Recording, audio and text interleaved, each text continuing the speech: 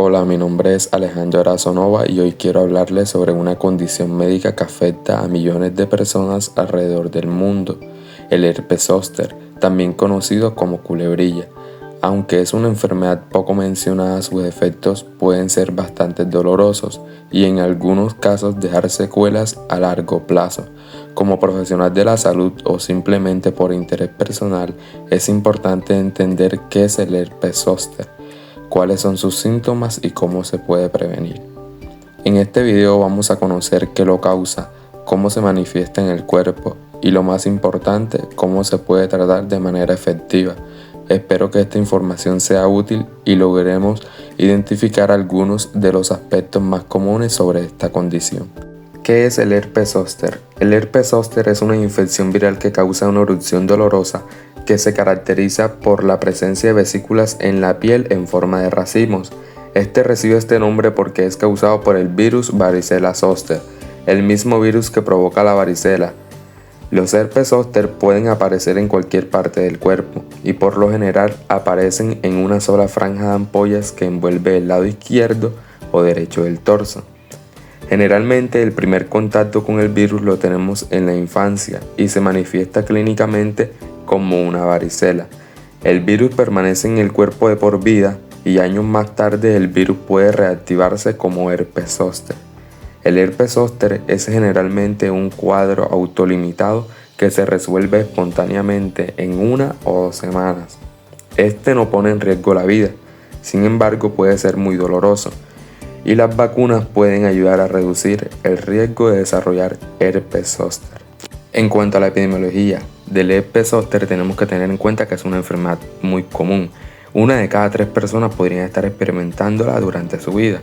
Este puede afectar significativamente la calidad de vida de los pacientes y en la mayoría de los países, como en España, más del 90% de los adultos han sido infectados con el virus varicela zoster y por lo tanto podrían desarrollar herpes zóster. Aquí en esta imagen estamos mostrando la incidencia, mortalidad y letalidad en cuanto al mundo y Europa. En cuanto al mundo, tenemos una incidencia entre los 50 a 54 años de 5,15 en 1000, de 75 a 79 años 10,8 en 1000, mayor o igual a 85 años de edad de 11,3 en 1000. En cuanto a la mortalidad, tenemos que menor a 70 a 75 años es menor a 0,1 en 100.000. Mayor o igual a 85 años es de 1,2 a 7,2 en 100.000. En cuanto a Europa, tenemos que la incidencia es de 6,77 en 1000 y la mortalidad de 0 a menor 0,07 en 100.000 y la tasa de letalidad entre los 45 a 65 años de edad es de 2 en 100.000. Mayor o igual a 65 años es de 61 en 100.000. En cuanto a la etiología del herpes zóster, la causa de esta es el virus varicela zoster, el mismo virus que provoca la varicela. Cualquiera persona que haya tenido varicela puede desarrollar herpes zóster. La varicela zoster es parte de un grupo de virus llamados virus del herpes.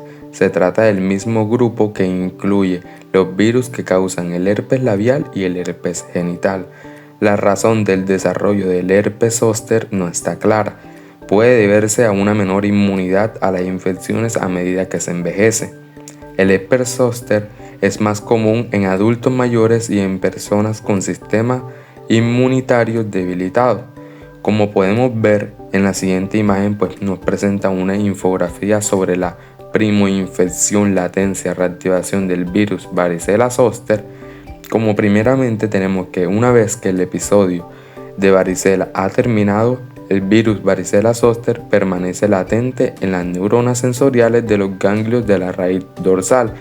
Y como segunda parte, cuando el virus varicela zoster se reactiva, viaja a lo largo de los nervios sensoriales hasta la piel, causando dolor prodrómico característico seguido de erupción en el dermatoma correspondiente. Continuando con el tema de herpes zóster, tenemos que tener en cuenta que en esta afección podemos encontrar 3 fases: fase prodrómica, fase aguda y neuralgia postherpética. La fase prodrómica comienza con dolor punzante localizado en un dermatoma unilateral y varía desde una mayor sensibilidad al tacto o disestesia. También presenta parestesias o pruritos que preceden generalmente a la aparición de las lesiones. El dolor preeruptivo puede simular otras patologías como pleuresia, infarto, apendicitis, cólico biliar. En un 5% de los pacientes, especialmente niños, puede acompañarse de fiebre, cefaleas y malestar general. En un 20% de los pacientes persiste el dolor después de la erupción. En un 7% continúan con síntomas sistémicos y en un 0,5% nunca presentan dolor. Por el contrario, pocos pacientes presentan dolor neurítico sin erupción, evidenciado por un aumento de anticuerpos y pruebas virológicas. Continuando con la fase aguda, las lesiones comienzan como maculopápulas eritematosas que generalmente no cruzan la línea media. Afecta generalmente un dermatoma, pero puede comprometer uno o dos dermatomas vecinos. En un curso de 12 a 24 horas se tornan a vesículas y luego a pústulas en 3 o 4 días. Finalmente, estas se vuelven costras en 7 a 10 días para resolverse en 2 o 3 semanas, y el dolor desaparece al caerse las costras, y lo más frecuente es que dejen una cicatriz. Siguiendo con la neuralgia posherpética, el dolor se presenta en el dermatoma afectado por el herpes zóster. Para algunas personas el dolor por el herpes zóster continúa por mucho tiempo después de que desaparezcan las ampollas. Esta afección se denomina neuralgia posherpética. Ocurre cuando las fibras nerviosas dañadas envían mensajes confusos y exagerados de dolor desde la piel hacia el cerebro. Siguiendo con el tema, el herpes zóster se caracteriza por una serie de síntomas que pueden variar en intensidad y duración, pero hay algunos que son comunes en casi todos los casos. Vamos a hablar de las principales manifestaciones clínicas de esta enfermedad. Uno de los síntomas más destacados es el dolor, que puede ser bastante intenso. El dolor generalmente comienza de manera unilateral, es decir, afecta a un solo lado del cuerpo, y se localiza en una franja o franja de piel que sigue el recorrido de un nervio, lo que se llama dermatomo. Este dolor puede ser punzante, ardiente o similar a una sensación de quemadura. Es lo que muchas personas describen como un dolor muy incómodo y difícil de soportar. Además del dolor, otro síntoma común es la picazón. La picazón puede ser extremadamente molesta, especialmente cuando aparece antes de que las lesiones cutáneas se manifiesten por completo. Muchas veces las personas sienten picazón en las zonas donde eventualmente aparecerán las lesiones, lo que podría ser una señal temprana de que algo está por suceder. Y por supuesto, la erupción cutánea. Las personas con herpes zóster desarrollan una erupción mucopapular eritematosa, lo que significa que la piel se enrojece y aparecerán pequeñas pápulas o lesiones en forma de vesículas llenas de líquido. Estas lesiones suelen ser agrupadas y, como mencioné, se distribuyen a lo largo de un solo lado del cuerpo, siguiendo el trayecto de un nervio afectado. Con el tiempo, estas vesículas se rompen y forman costras, las cuales eventualmente se caerán. Pero durante este proceso la piel puede quedar sensible. Es importante destacar que aunque la erupción puede desaparecer en semanas, el dolor puede persistir en algunas personas incluso después de que las lesiones hayan sanado.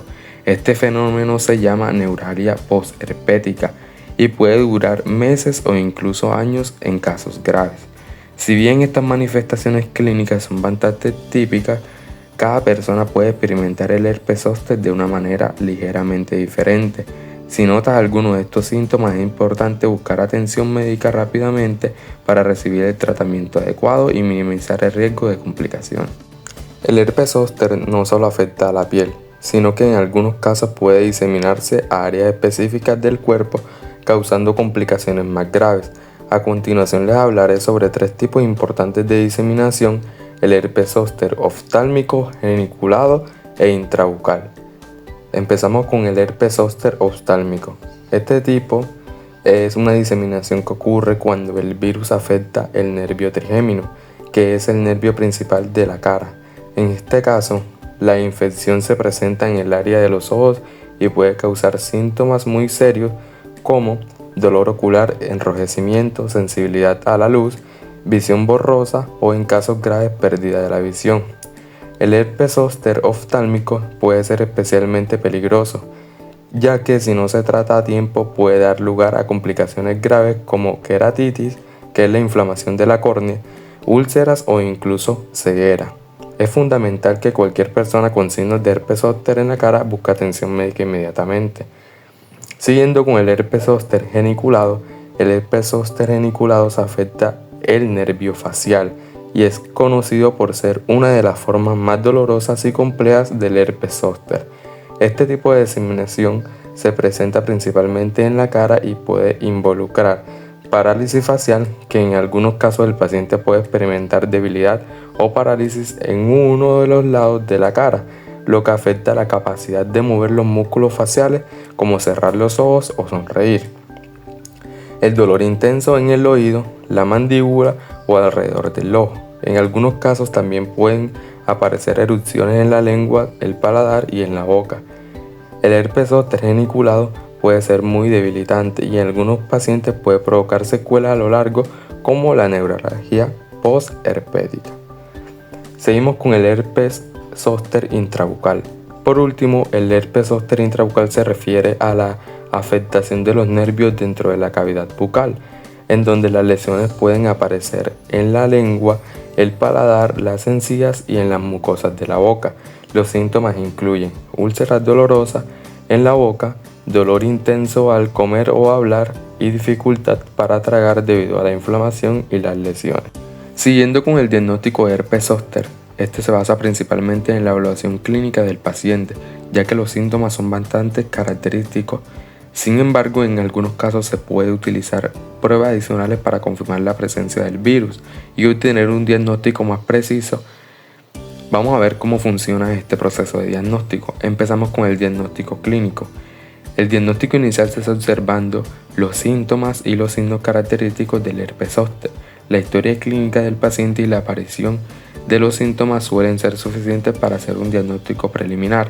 En este vamos a encontrar un dolor localizado y después se va a dar una erupción mucopapular eritematosa. Y también vamos a encontrar síntomas adicionales como lo son la fiebre, malestar general e incluso debilidad en la zona afectada. Cuando el médico observa estos signos, puede hacer un diagnóstico preliminar sin necesidad de pruebas adicionales, especialmente si la erupción sigue el patrón típico. Pero también podemos tener unas pruebas como son las pruebas de Tessin. En casos donde el diagnóstico no es claro o cuando se necesita confirmar la presencia del virus, se puede realizar una prueba de Tessin. Esta es una prueba diagnóstica rápida que ayuda a identificar infecciones virales en las lesiones cutáneas. ¿Cómo funciona esta prueba? La prueba consiste en tomar una muestra de las vesículas o ampollas de la piel afectada. El médico o técnico de laboratorio raspa suavemente el contenido de una de las ampollas para obtener células y líquidos. Estas muestras se colocan en un portaobjetos y se tiñen para ser observadas bajo un microscopio. ¿Qué buscan los profesionales en la muestra? Células multinucleadas e inclusiones virales.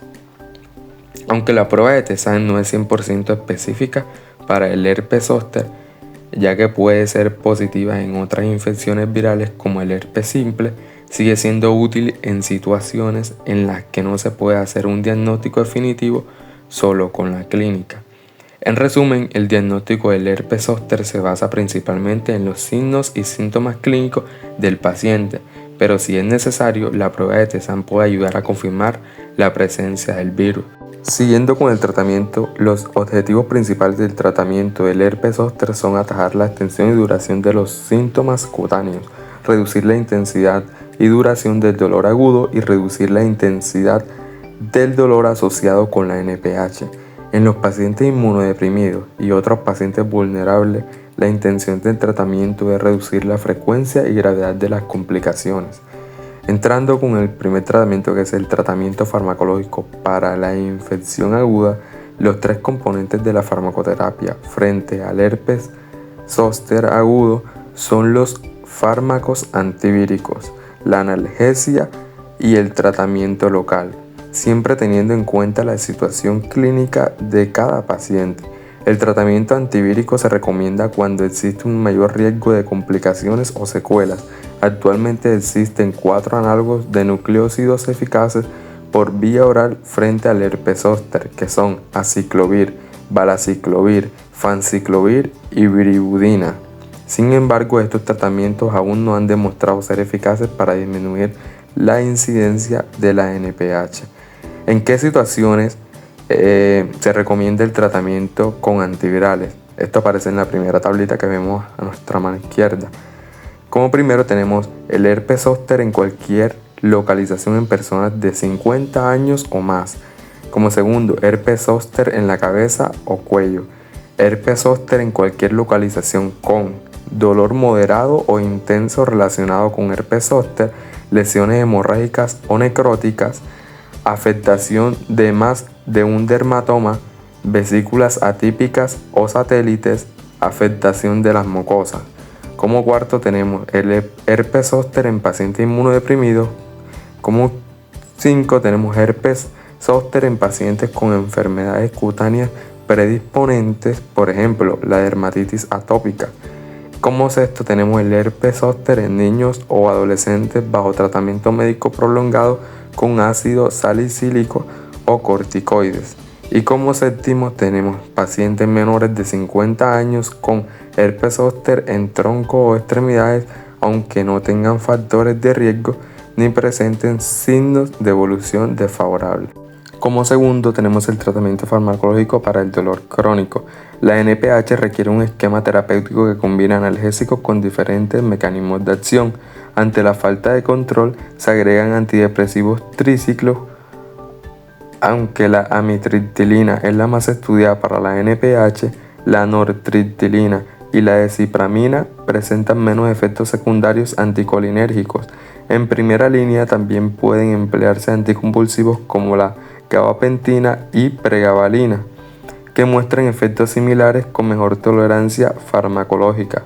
Como tratamiento de segunda línea, en casos de dolor localizado se pueden recomendar parches de lidocaína y capsaicina tópica o incluso el uso de opioides.